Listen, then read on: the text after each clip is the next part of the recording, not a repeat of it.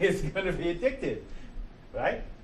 Now, it doesn't mean that you can't withdraw from it and stop using. It doesn't mean the withdrawal will kill you. I mean, yeah, overdosing, I think you'd have to eat a kilo all at once.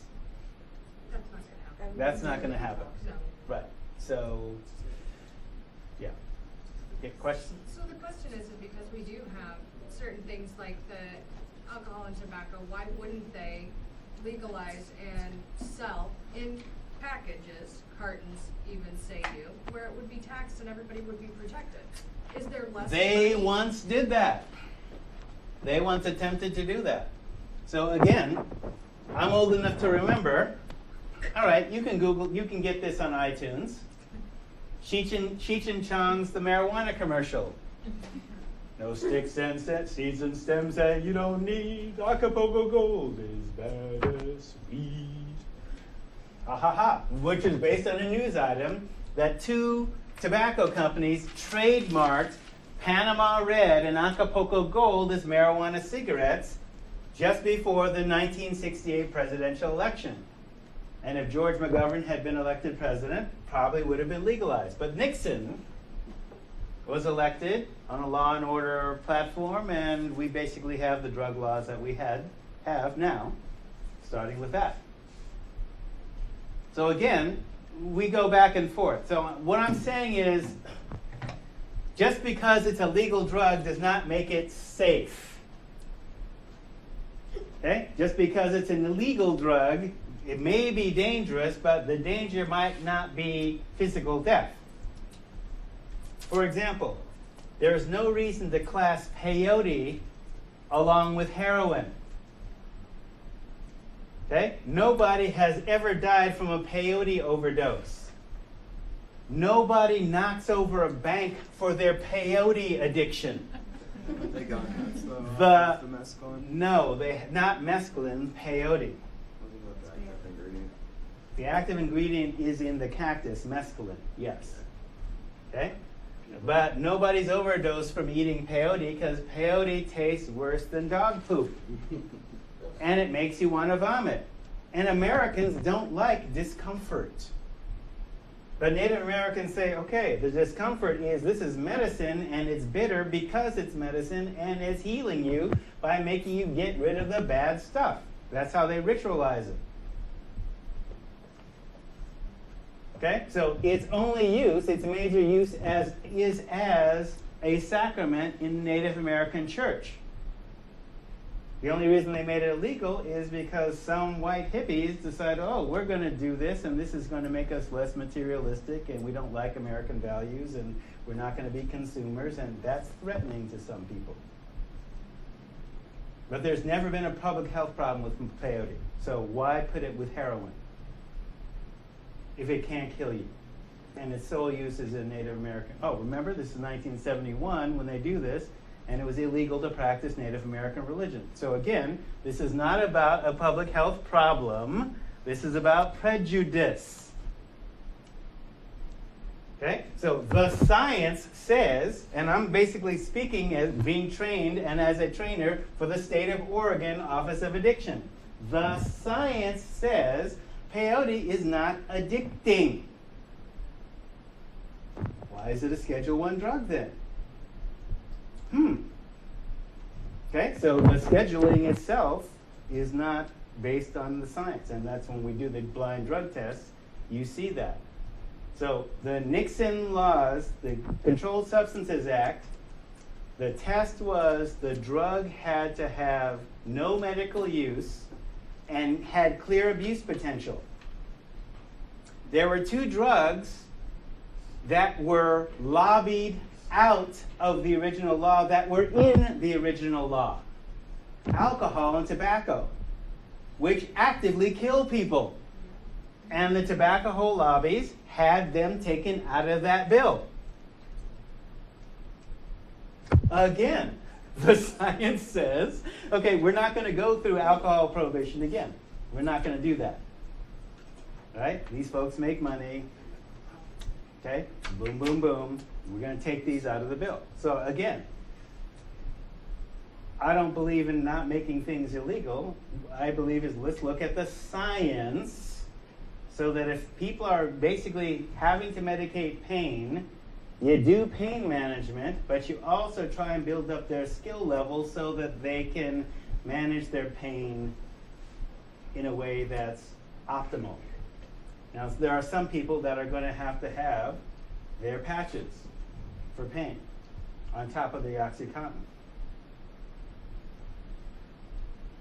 That's a reality. Fentanyl patches on top of, for long-term, for baseline, and oxys for breakthrough. I had, there's a client, actually a student whose husband had a tree fall on him. He was on fentanyl and OxyContin, and he really wanted to get off fentanyl and OxyContin. Well, should I, get marijuana patches? Well, you can't do that in this state. There's no marijuana patches. Go to Colorado. Can I actually tell them to do that? Not really. But it was a problem. This is a real world problem. What do I do with, my pain? Because, he had every bone in his body broken. And, he was in severe pain. Fentanyl and oxy are no joke. Yeah. I used to work for an MD who would prescribe marijuana cards. So there are MDs that can do that. Yeah. But, what's happening in this state is basically, you grow your own, you smoke your own, you make your own butter or whatever, but nobody necessarily teaches you how to do that. It is on Craigslist. It is on Craigslist. Yeah. All right, so, let me move on and take yours. All right, so, for example, within medicine, there's more money to be made treating disease in paying customers than preventing disease, and to keep you paying and also sick. So, for example, $1.5 billion, I think that figure's gone up now, a year spent on ADHD drugs for kids alone. And I think that's about a 4 or 5 year old stat. Probably the figure's gone up. Your question? I was just gonna say that I lived in California for a while, and I worked for a man who was one of the largest suppliers for medical marijuana in California at that point. And the local state government wouldn't go and raid him, but the federal government would constantly. I think in the course of 1 year, and I was working for him, he got raided 6 times. They ripped up his plants, took him away, and then 2 months later said, "Oh, you can have him back," and they were still good. And the fact that really got me is that instead of just like burying them or getting rid of them, they grew them, like they took them to a facility and planted them again, and they gave them back to him. I thought that was just silly, but it's just what I wanted to say. So. The feds do grow marijuana, actually, so for research.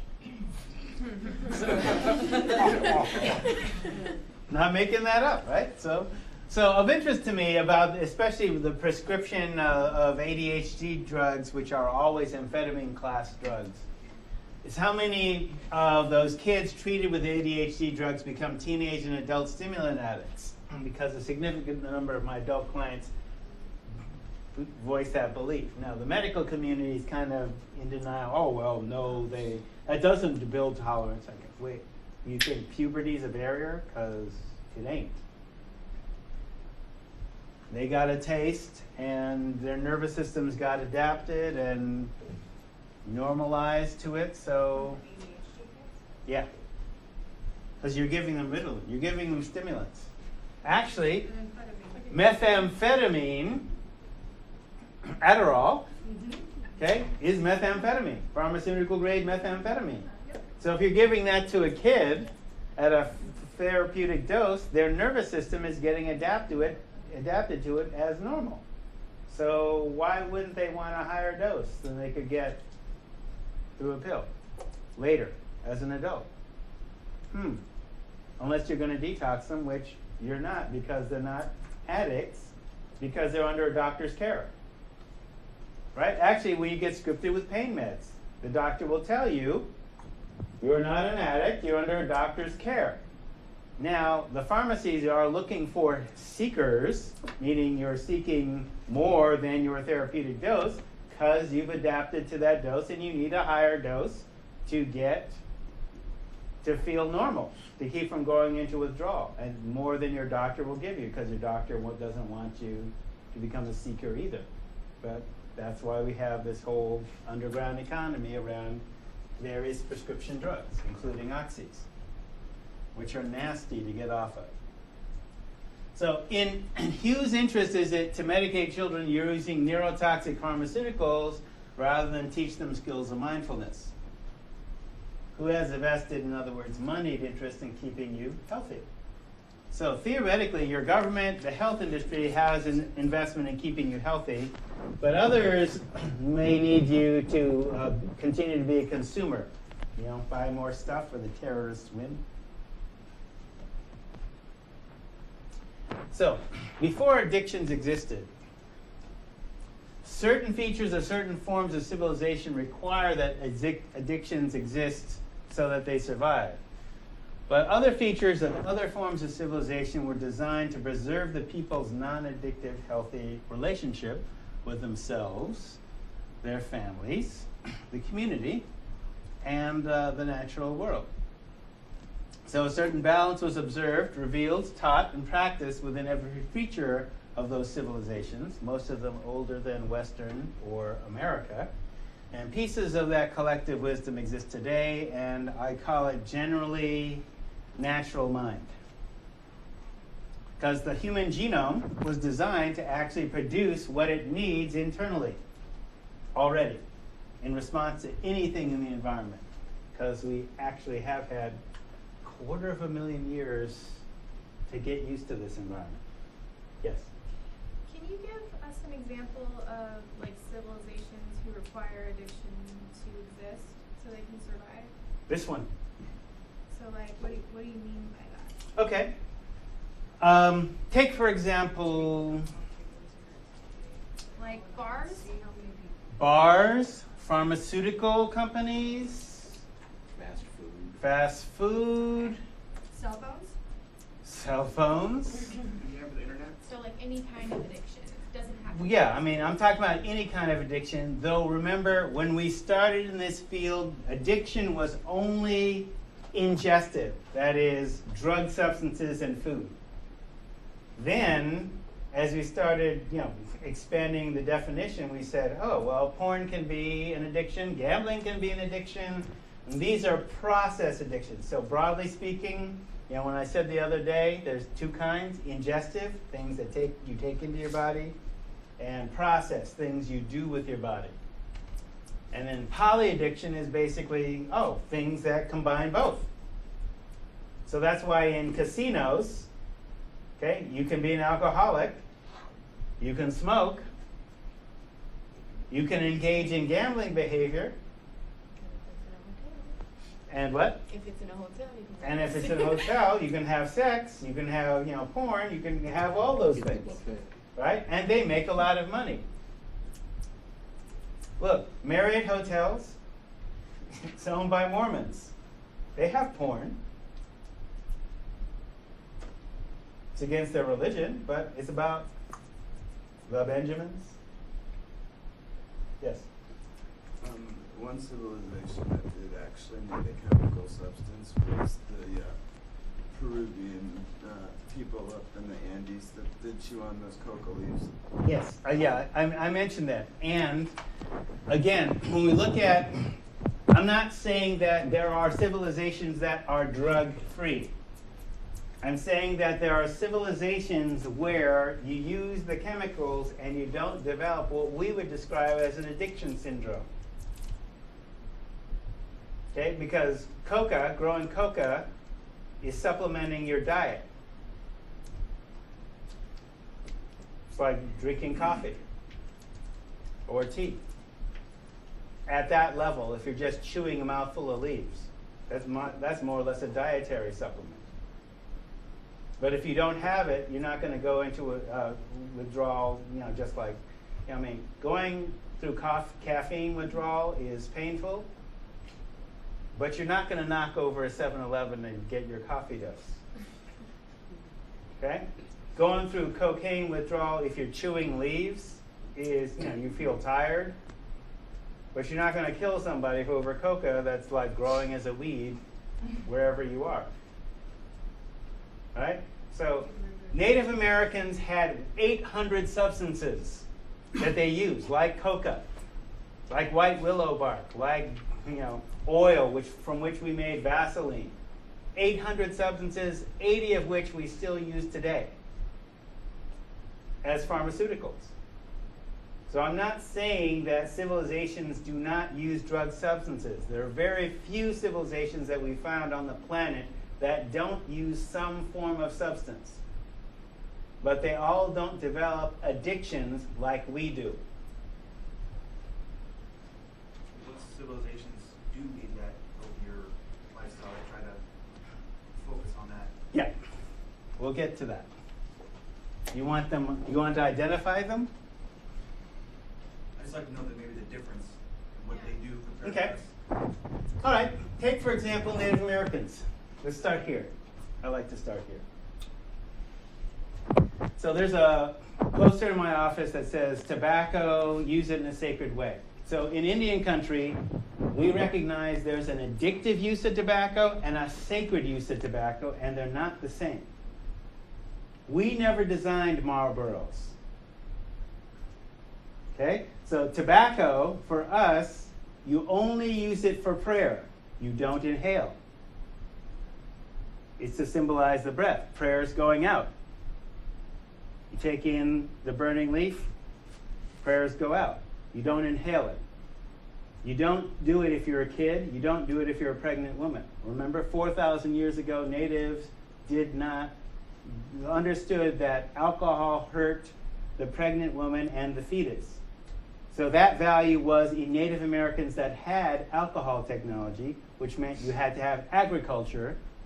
In order to have alcohol technology, you have to have fruit hanging around long enough to go bad at room temperature, right? So Inuits, Eskimos, no agriculture because you can't grow oranges on ice or grapes on ice. So they didn't have alcohol technology.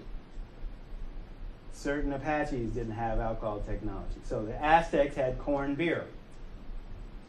Six Nations had elderberry wine. So they used alcohol, one dose, only in ceremony, and never to intoxication. And not if you're a kid, and not if you're a pregnant woman, for 4,000 years. The Aztecs were kind of radical about that. If you were caught publicly drunk, so you're violating two rules. You're drinking more than is necessary, and you're outside of a ceremony. If you're an upper class person, you get executed. If you're a lower class person, you're beaten up for the first offense, and then you're executed for a second offense. Would you understand alcoholism would be kind of low in Aztec country? Yeah. I mean, there's only two places on the planet that actually drunk driving is a capital offense. El Salvador and Bulgaria. All right? So the idea then, certain civilizations have their rules, which mostly prevent addiction if they even have a concept of addiction. But again, like I said the other day, if the Puritans are giving rum to 4-year-olds, they don't have a concept of addiction, and they're giving a powerful substance to kids. We wouldn't do that today. But we used to do it before there was an America here. The natives didn't do that. Okay, so certain civilizations that are older than like Western. The Chinese, remember when they forbid, did prohibition 10 times in 3,000 years. It didn't eliminate the problems, but they tended to go from a more prevention-oriented manner in terms of building skill. Part of that skill was meditation, martial arts, diet, exercise, all that kind of stuff. So those are some examples. So the whole natural mind piece. The state of being in which the inherent unlimited potential in each human being can develop, grow, be sustained, and expanded by conscious choice. So natural mind is actually inherent in each human being.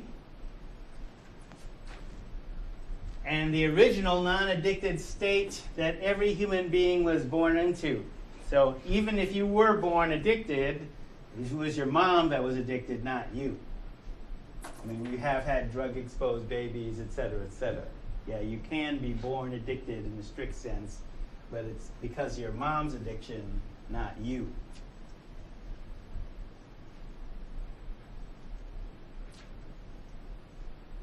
We weren't born with bottles and pipes in our mouth.